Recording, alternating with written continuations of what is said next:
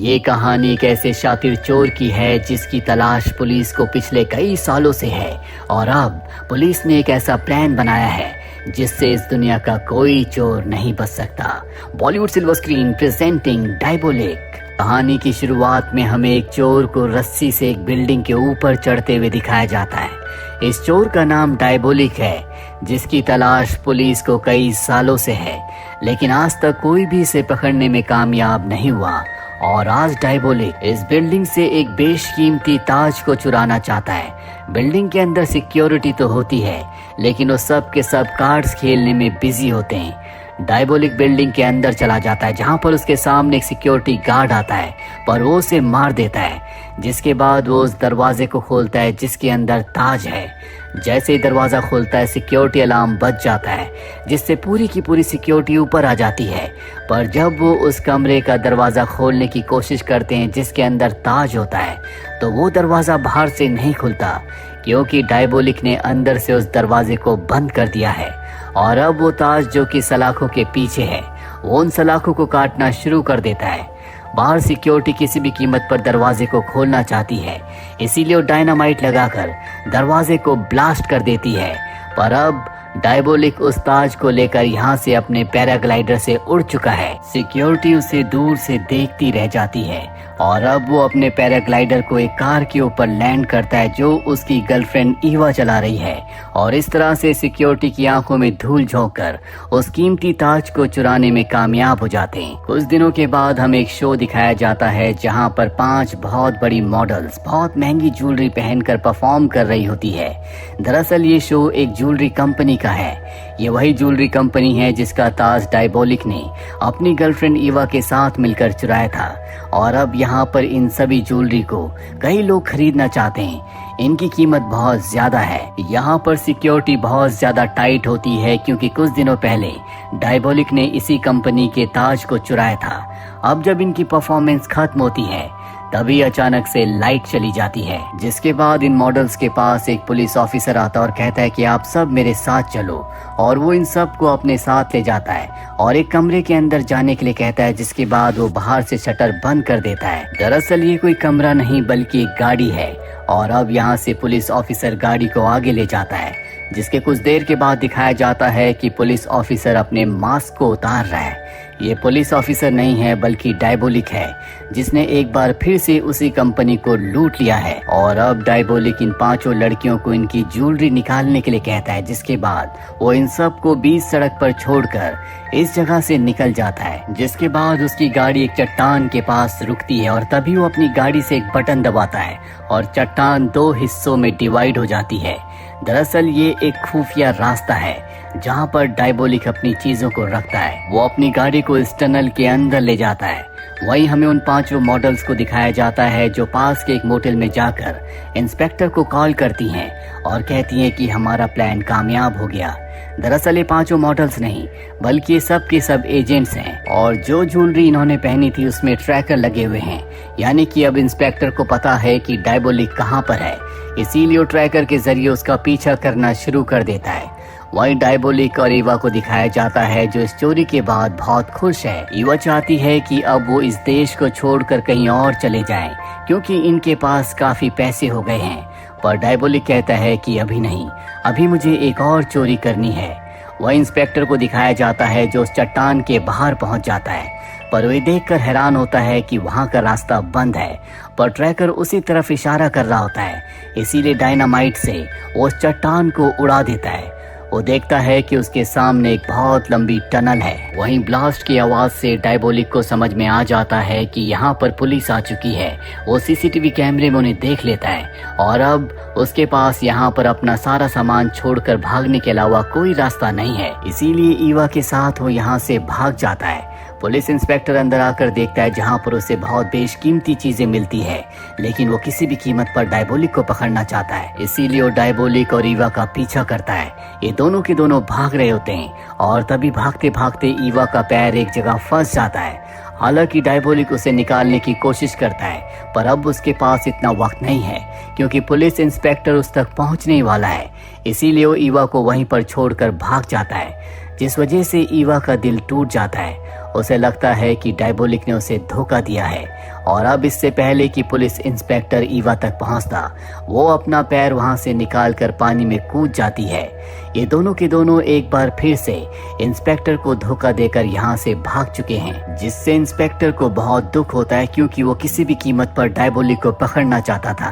और अब एक बार फिर से वो उस जगह आता है जहाँ पर डायबोलिक की बेशकीमती चीजें हैं जो उसने चुराई हैं।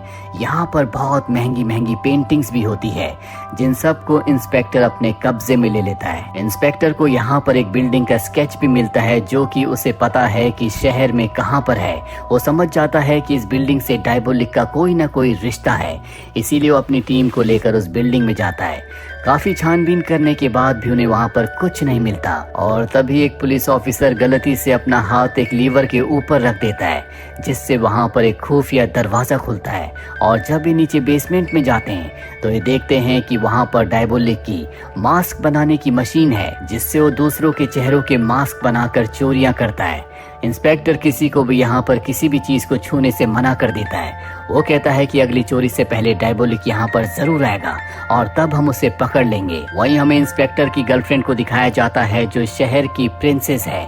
वो इंस्पेक्टर से शादी करना चाहती है, पर इंस्पेक्टर कहता है कि जब तक मैं डायबोलिक को अरेस्ट न कर लूं तब तक मैं शादी नहीं करूंगा। वो कहती है कि ठीक है, कुछ दिनों के बाद मेरे घर में एक पार्टी है जहाँ पर मैं एक बेशकीमती हार पहनने वाली हूँ। मैं चाहती हूँ कि पार्टी के दिन तुम मेरे साथ रहो ताकि डायबोलिक उस हार को चुराने के बारे में सोच भी न सके। इंस्पेक्टर कहता है कि ठीक है, तुम चिंता मत करो, मैं तुम्हारे साथ रहूंगा। वहीं हमें डायबोलिक को दिखाया जाता है जो उसी बिल्डिंग के बाहर खड़ा होता है, जिस बिल्डिंग के बेसमेंट में उसकी वो मशीन है जिससे वो मास्क बनाता है। और अब वो उस मौके का इंतजार करता है जब वो बिल्डिंग के अंदर जा सकता है और उसे वो मौका मिल जाता है क्योंकि यहाँ पर जो पुलिस वाले होते हैं उनकी ड्यूटी चेंज हो रही होती है।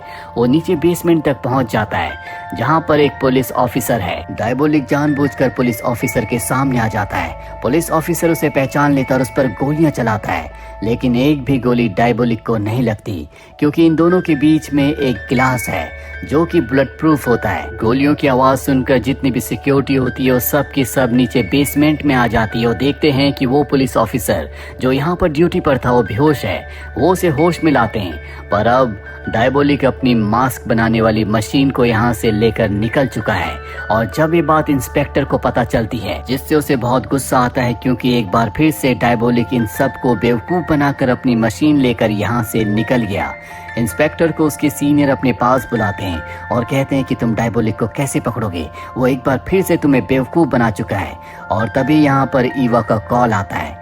ईवा कहती है कि डायबोलिक ने मुझे धोखा दिया है, मैं उसे अरेस्ट करवाने में तुम्हारी मदद कर सकती हूँ, लेकिन इसके बदले मेरे ऊपर जितने भी क्रिमिनल चार्जेस हैं वो सब के सब आपको हमेशा के लिए खत्म करने होंगे और मुझे किसी दूसरी कंट्री में सेटल करना होगा।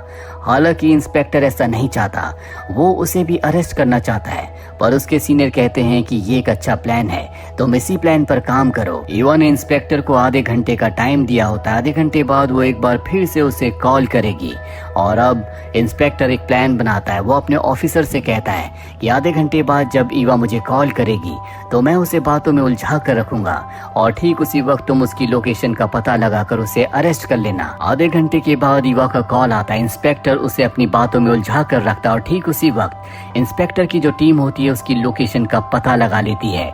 वो एक टेलीफोन बूथ से कॉल कर रही होती है और अब बहुत सारे पुलिस ऑफिसर्स उसकी तरफ बढ़ना शुरू कर देते हैं। और जैसे ये टेलीफोन बूथ का दरवाजा खोलते हैं तो ये देखते हैं कि वहाँ पर ईवा नहीं है। दरअसल नीचे बने हुए सीवर से वो भाग चुकी है। ये नीचे जाकर चेक भी करते हैं लेकिन इन्हें वहाँ पर कोई नहीं मिलता। एक बार फिर से इनके हाथ से ईवा निकल चुकी है। दूसरी तरफ हमें दिखाया जाता है कि पुलिस ने डायबोलिक के यहाँ से जितना भी सामान जब्त किया था वो देखते हैं कि उसमें एक ब्रेसलेट नहीं है और ये वही ब्रेसलेट होता है जिसमें ट्रैकर लगा हुआ है, जिसका मतलब ये है कि ट्रैकर अब भी ऑन होगा। ये ट्रैकर को चेक करते हैं जो अब भी ऑन होता है, जिससे समझ जाते हैं कि ये ईवा की या डायबोलिक की लोकेशन है। और अब इस बात की इंफॉर्मेशन ये एक पुलिस ऑफिसर को देते हैं जिसका नाम रोलर है। रोलर वही पुलिस पुलिस ऑफिसर होता है जिसे बेसमेंट में डायबोलिक बेहोश करके अपनी मास्क बनाने वाली मशीन को वहां से ले गया था। और अब रोलर उस जगह पहुंच जाता है जहां पर ईवा है। वो ईवा से कहता है कि तुम जहां पर खड़ी हो वहीं पर खड़ी हो जाओ। इसके बाद वो उसके पीछे जाता है, पर ईवा बड़ी चालाकी से उसके ऊपर हमला करके उसकी गन छीन कर उसे बेहोश करके उसी की गाड़ी से यहाँ से निकल जाती है। कुछ देर के बाद रोलर को होश आता है। वो सबको बताता है कि मैं ईवा से उसके ब्रेसलेट को हासिल करने में कामयाब हो गया। दरअसल रोलर को नहीं पता होता कि इस ब्रेसलेट में ट्रैकर लगा हुआ है जिसकी मदद से ये ईवा तक पहुंचकर उसे अरेस्ट कर सकते थे, पर अब ये उस तक नहीं पहुंच सकते।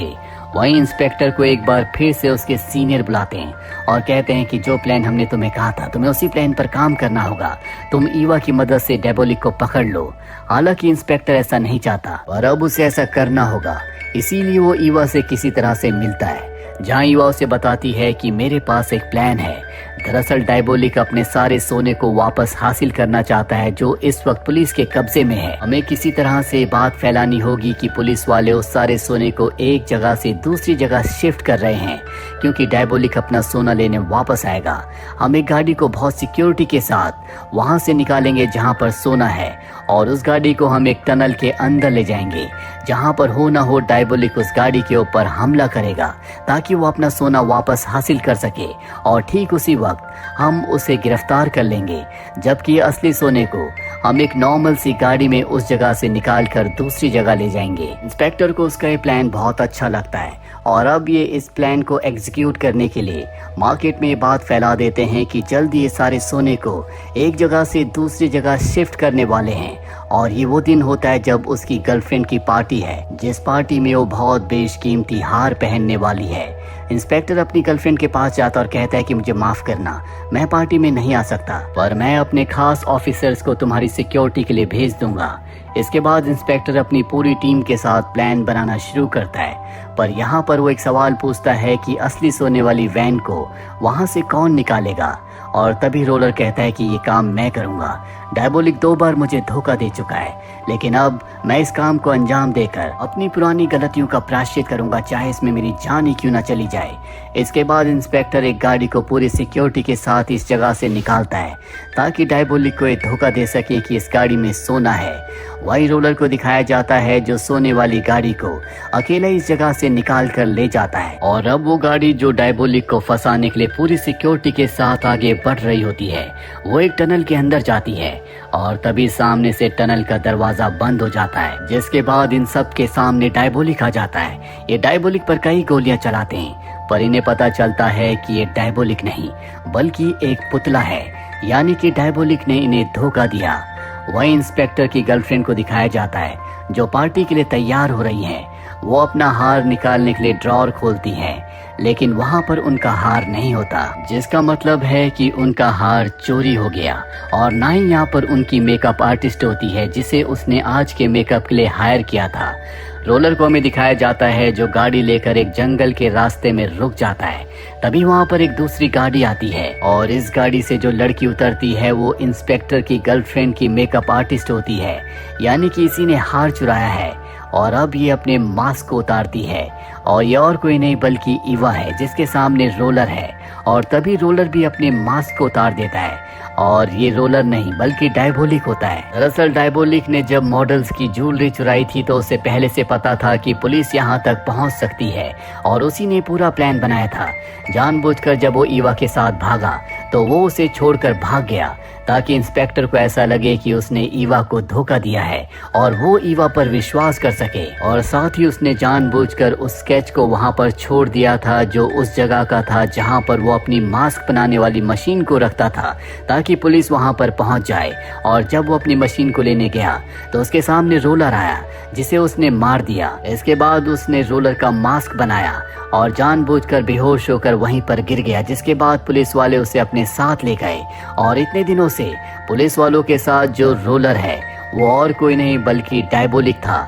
इसीलिए जब वो ईवा तक पहुंचा था तो उसने उसके हाथ से ब्रेसलेट ले लिया था ताकि उसे पुलिस आगे ट्रैक ना कर सके। और इस तरह से डायबोलिक ने अपने शातिर प्लान के साथ अपना लूटा हुआ सारा माल वापस हासिल कर लिया। साथ ही इंस्पेक्टर की गर्लफ्रेंड का जो नेकलेस था वो भी अब उसके पास है, जो बेशकीमती है। और इसके बाद वो ईवा के साथ मिलकर इस देश को हमेशा के लिए छोड़ देता है। अब उसके पास इतना पैसा है कि वो जिंदगी भर आराम से बैठकर खा सकता है। पर ये एक शातिर चोर है जो सिर्फ पैसों के लिए चोरी नहीं करता बल्कि चोरी करना इसकी आदत है। तो हो सकता है कि ये दोबारा चोरी करे और एक बार फिर से इंस्पेक्टर का इससे सामना हो। तो ये थी पूरी कहानी डायबोलिक की। उम्मीद करते हैं कि ये कहानी आपको पसंद आई होगी।